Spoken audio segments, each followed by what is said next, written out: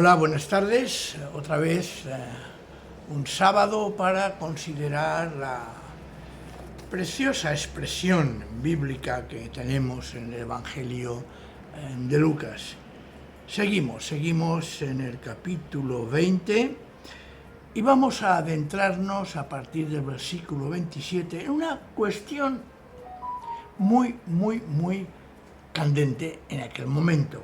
Es una pregunta que hacen unos saduceos al Señor sobre la resurrección. Vamos a leer, si os parece, el texto que considero dentro de esta escena preciosa muy interesante no perder detalles. Dice así: se acercaron algunos de los fariseos, los cuales niegan que haya resurrección, y le preguntaron diciendo: Maestro, Moisés nos escribió que si el hermano de alguno muere teniendo mujer y no deja hijos, que su hermano se case con ella y levante descendencia a su hermano.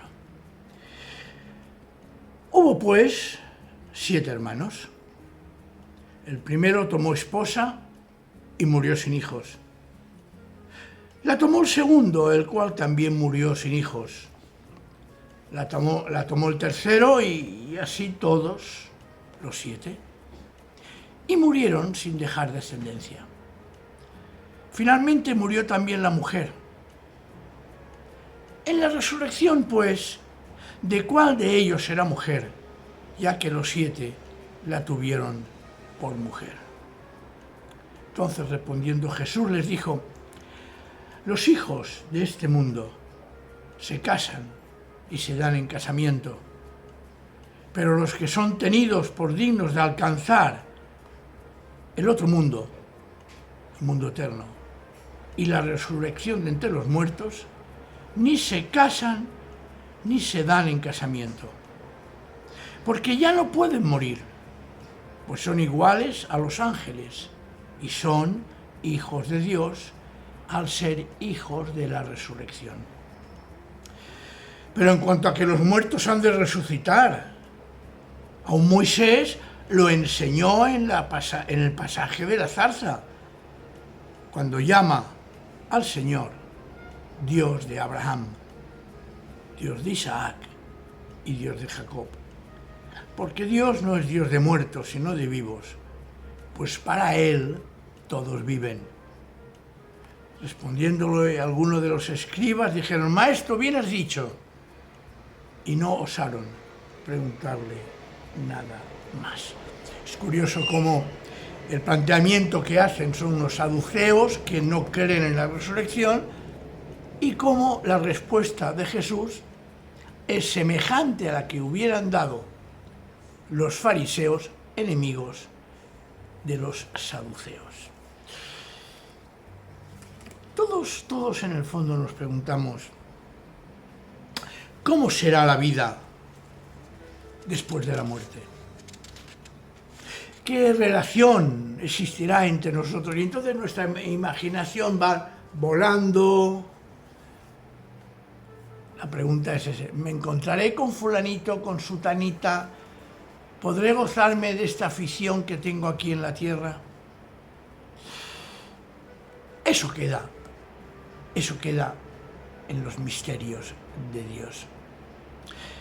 Pero la pregunta que le hacen a Jesús surge con mucha intención.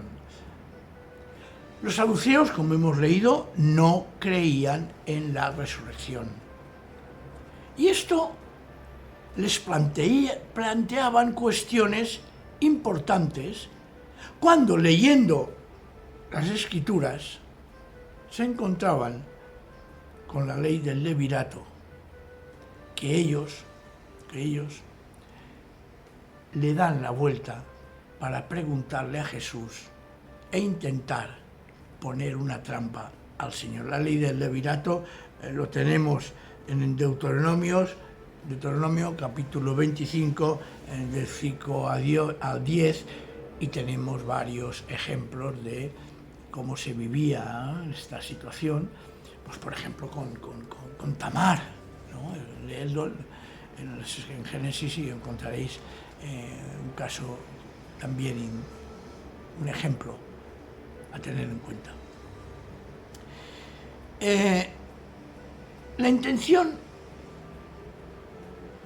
era, para entender esa cuestión de la resurrección y por lo tanto intentar conocer mejor, o quizás para poner una trampa a Jesús. Nosotros, seamos sinceros, podemos tener dudas sobre el más allá de la muerte. Somos limitados y nos cuesta entender o concebir algo que realmente desconocemos. Y aquí lo que Cristo nos dice y asegura es que tendremos plenitud de vida en el más allá, porque será una vida basada en Dios mismo. El saduceo, por su propio estamento social, formaba parte de la aristocracia, de los grandes poseedores de terrenos. Eran comerciantes y además pertenecían a la casta, al ámbito sacerdotal. Eran conservadores, tradicionalistas, y todo lo que esperaban era en esta vida. Vivían lo que se llama hoy en día en la teología de la retribución, es decir, según esta forma de entender la fe, Dios retribuye con riqueza, salud, bienestar a los que observan la ley de Dios y castiga con el sufrimiento y la pobreza a lo que ellos llamaban injustos y pecadores. El ejemplo lo tenemos, esa cuestión que siempre se ha planteado en el caso de Job. Job es un alegato, una especie de cuestionamiento de qué pasaba cuando una persona que era justa delante de Dios, sin embargo, sufre enfermedades y sufre calamidades. Claro, esto no debía de moverse. Está en la ley. Al encontrar la ley, que antes he comentado del levirato, se sentían algo incómodos e intentan ridiculizar la posibilidad de que haya una resurrección.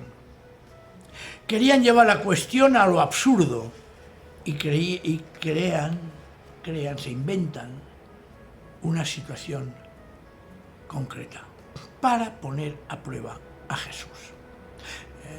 Que decir que los escribas sí que creían en una resurrección.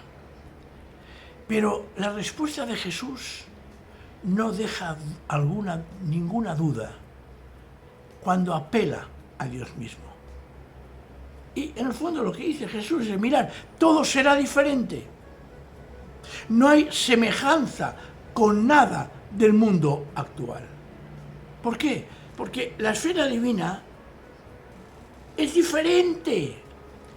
No podemos concebir nosotros con nuestra mentalidad limitada humana lo que sucede en la esfera divina.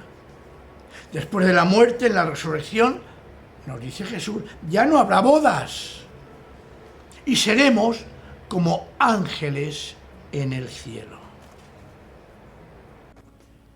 Pero la respuesta de Jesús no queda aquí y va al centro de la cuestión y les dice: no sabéis nada, ni habéis entendido nada de las Escrituras.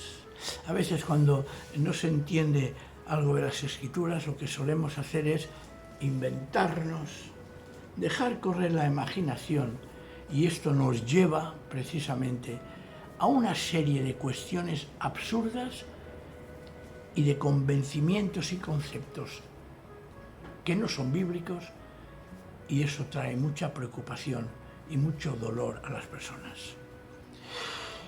Pero la referencia que hace Jesús es extraordinaria. Hace referencia a la visión que tuvo Moisés en el monte Sinaí con la zarza. y dice, recordad, Dios no es Dios de muertos, sino de vivos. Y esta frase es extraordinaria, pues para Él todos viven.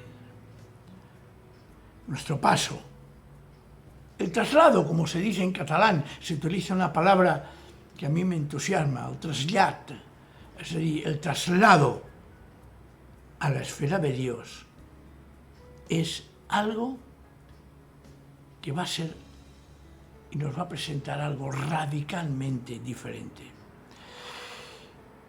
Es una forma de decir que el ambiente y las condiciones de ese lugar esperado va a ser precioso y que no se puede explicar con términos humanos. ¿Y qué sucede? Los fariseos, contrarios a los saduceos, aprovechan la ocasión y dicen, Maestro, bien has dicho. Seguramente, y eso podemos tratarlo algún día, habría que preguntarse, ¿era Jesús simpatizante o era fariseo? Jesús era rabino, le llaman rabino. Cuando Jesús va a las sinagogas, le dan la Torá para que la lea, y eso no se daba a nadie que no fuera una persona ilustre o persona involucrada en el ambiente de los fariseos. Algún día trataremos este tema curiosísimo de momento. Así que hoy os aconsejo, afiancémonos en esta enseñanza de Jesús y veremos cómo la visión y la forma de vivir esta vida cambiará totalmente. Y sobre todo en la frase tan importante e imprecisa, cuando nos preguntemos cómo ve Dios a los que ya han sido trasladados, piensa que para Él todos viven y todos viviremos en su presencia. Nuestro límite es muy limitado, y perdonar la repetición, para entender cosas que se nos escapan a nuestra mentalidad. Que el Señor nos bendiga y nos siga guiando en estos caminos tan preciosos del Evangelio de Lucas.